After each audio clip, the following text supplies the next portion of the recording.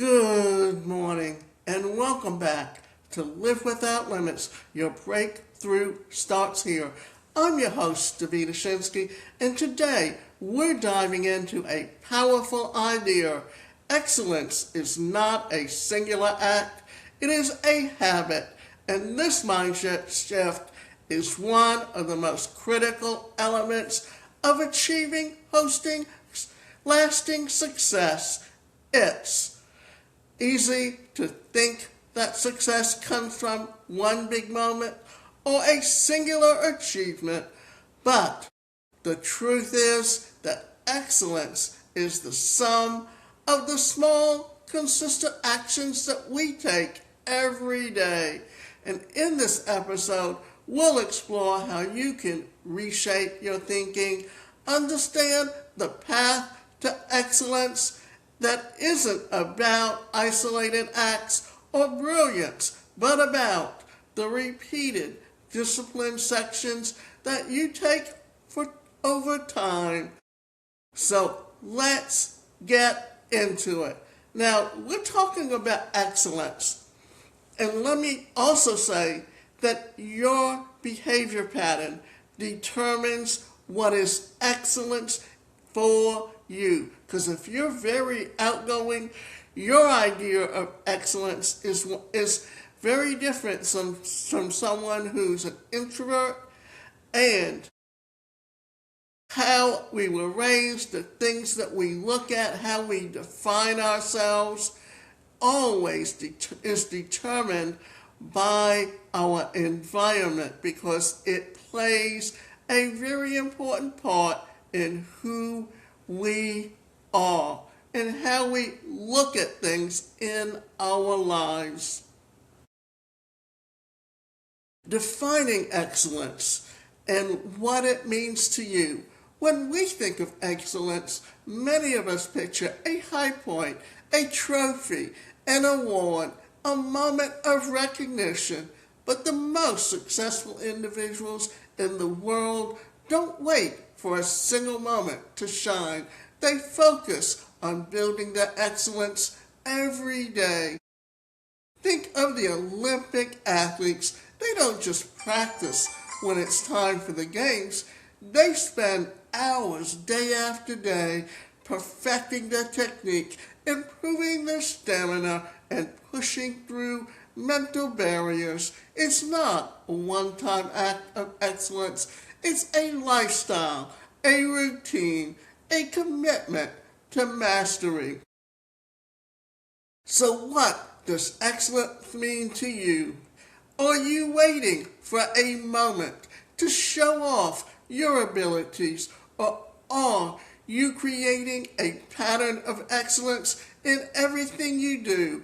The first step in building a life of excellence is to acknowledge that it's a series of small, repeated actions. It's the choice to be excellent, not just when it counts, but every single day.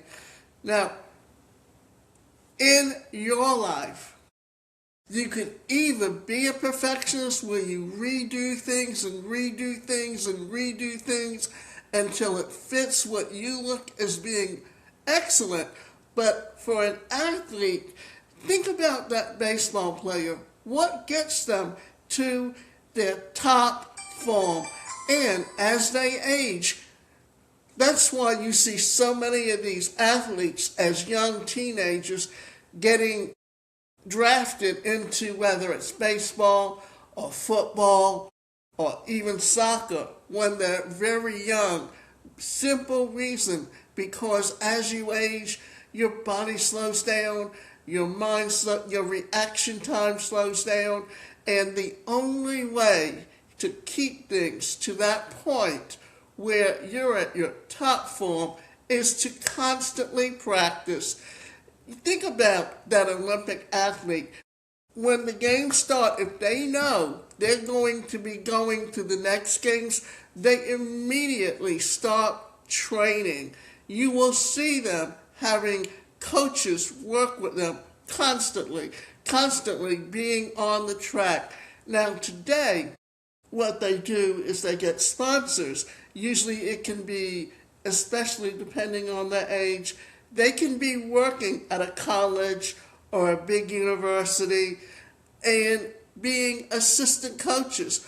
And then you have companies like Coke who sponsor them for their training year round. This is because by training, what you're doing is putting someone to that point that they have the opportunity to spend that 3 or 4 hours a day training and building up, constantly doing the weightlifting, doing the things that will get them to the skills that they want to be in order to constantly be building and training those muscles. Because think about it, when you develop a habit, it becomes automatic. When you train your muscles, I have been going to the gym for over 40 years, and I'm going not because I just want to exercise, but I'm going there because I have to work on balance, I have to work on strength, and I have found that because I've done it so consistently, that when I take time off, when I am not there for a period of time, I'm to the point that I am looking to put myself someplace where I can get the exercise. It's one thing to take a day off here or a day off there, but when you're consistently taking time off after having trained your body to expect that kind of physical exercise, then it will become automatic that you do it. So this is what we're talking about, excellence, and why athletes, when they are professionals, work out year-round. Football players don't just start in the going at when they're in the university or when they're at the pros just before. Although that's when camp starts, they are still working out in the gym, they're still working out on a basketball, they're still constantly keeping up those skills to the level that they are in order to have consistency. Now, let's talk about the power of consistency and how to look at it. Let's talk about the real driver behind excellence. Consistency. Consistency is the key that unlocks the door to lasting success. You don't become excellent by occasionally putting in the effort. You become excellent by showing up every day, putting in the work, even when no one is watching. This applies to every area of your life, whether it's personal development, building a business, or achieving a health goal. Excellence is a result of regular, intentional action. Here's a thought.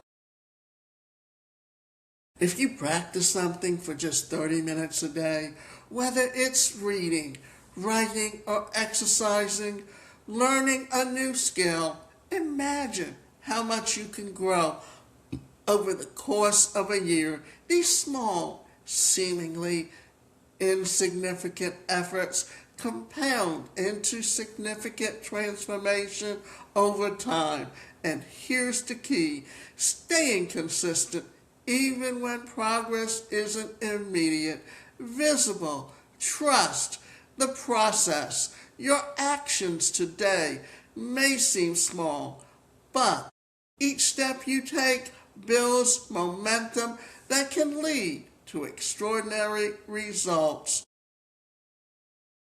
For many, many years, I was told, you're helpless, you're worthless, you can't succeed, you can't hold a job. Always the things that I couldn't do. If I had allowed myself to believe that, I would never have gotten where I am today. But I decided that even if my family was not willing to support me or give me the encouragement or even believe in my choices, that I was going to do it anyway. And part of that's because my personality was to be very, very outgoing.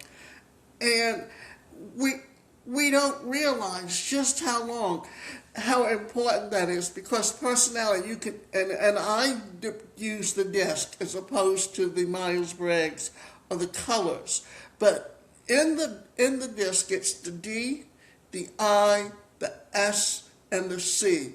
And we have all of these in us, but some of them are our strengths, some of them are our weaknesses, but they are things that we can pull up and make an important part of our lives if we just work towards it. It's just a matter of understanding who you are, where you come from, and why you react the way you do. The D personality is someone who feels that they can control everything in their lives.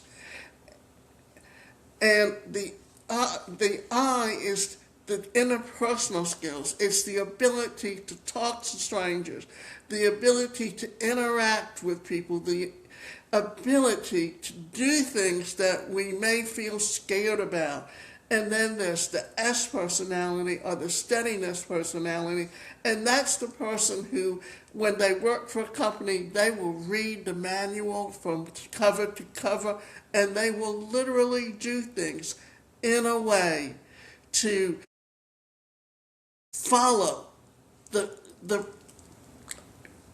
the mission of that company from day one. And then you have the C personality, and that's consistency. And that's the person who questions everything. Think of that little child who's learning, and they're like a sponge, and all they do is ask questions. And we don't realize what we're pulling up, but some of them are our weaknesses, some of them are our strengths.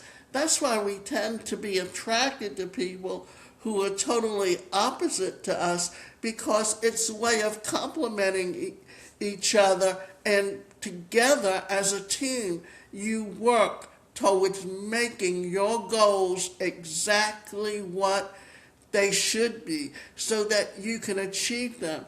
That's why it's always important to have someone in your life who's totally opposite, because then they're willing to do the things that you don't enjoy doing, and you do the things that you enjoy doing, and together you work towards making things happen in your lives.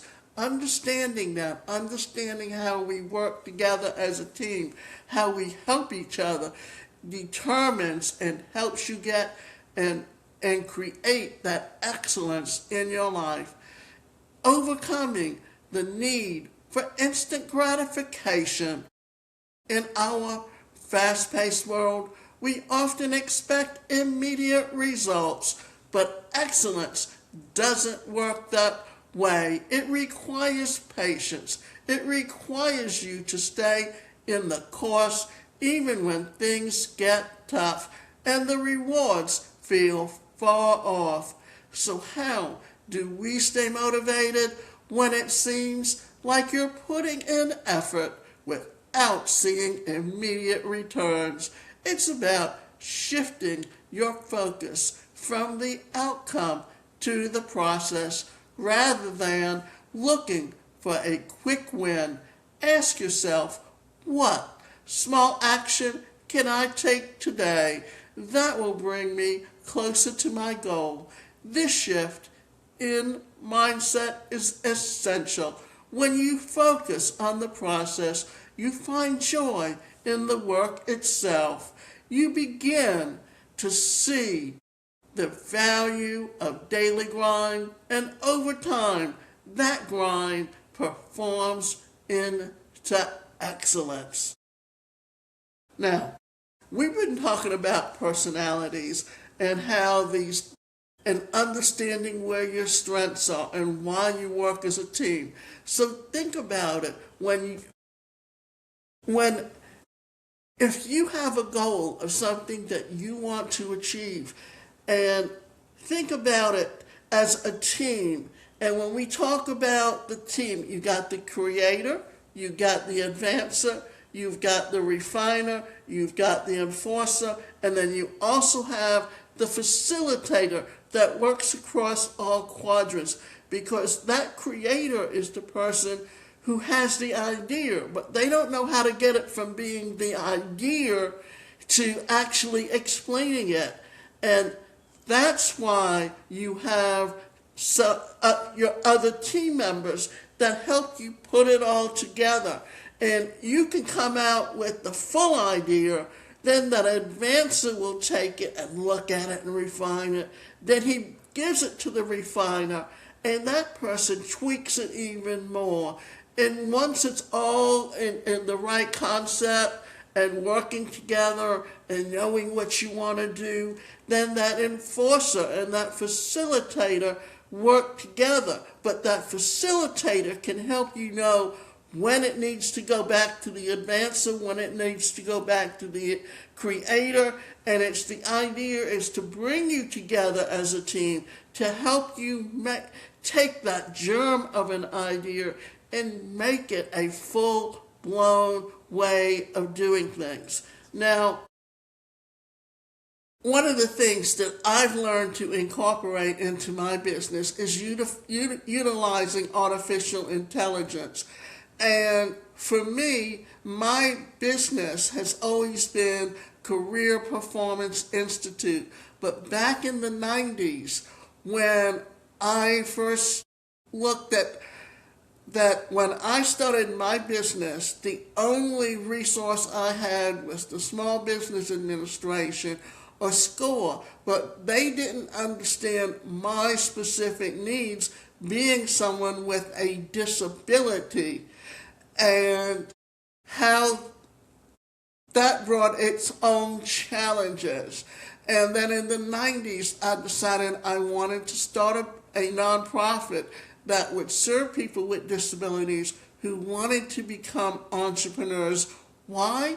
Because having that entrepreneur mindset, having the funds to be able to start a business, having the ability to do the things to make your business successful, it's very different than going out and working for someone else.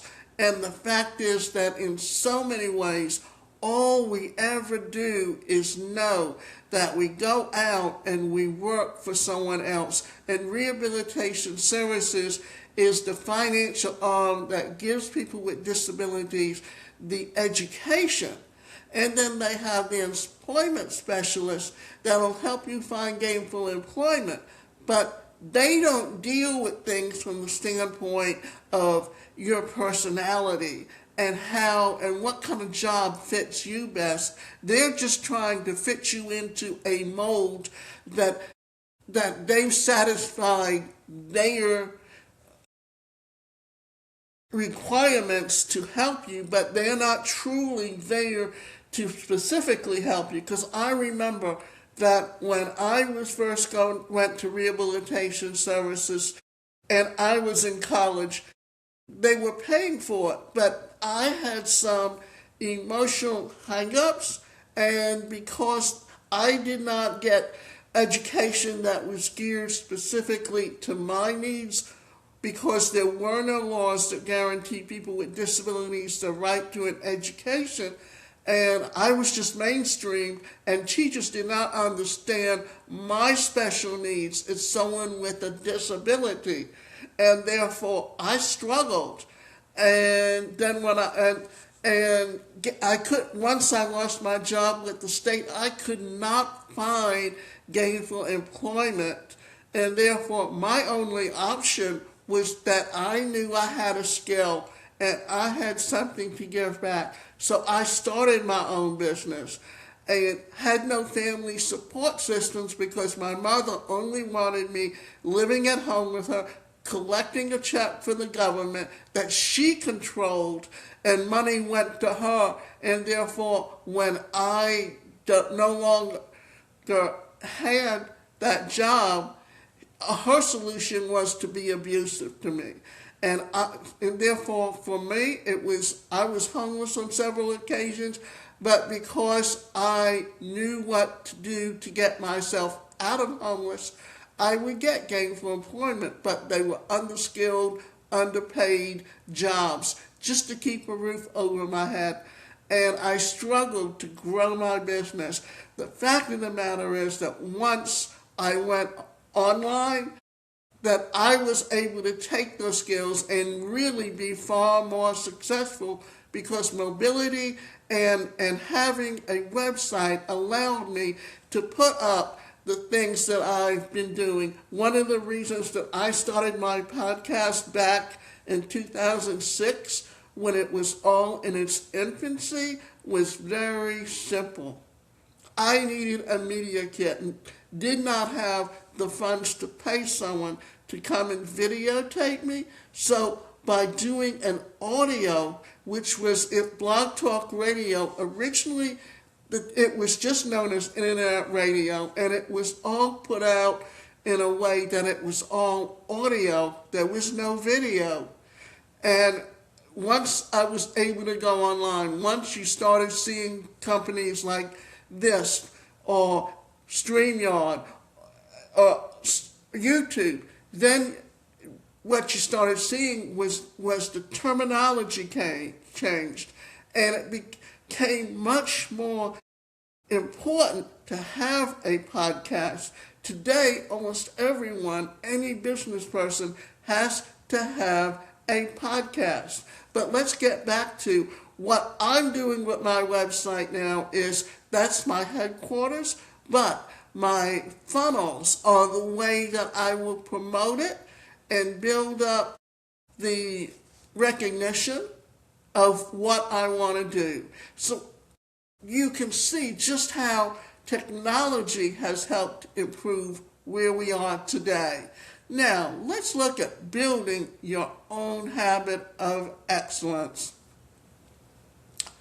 So, how can you start building your own habit of excellence? Start by identifying one area of your life where you can focus on improving.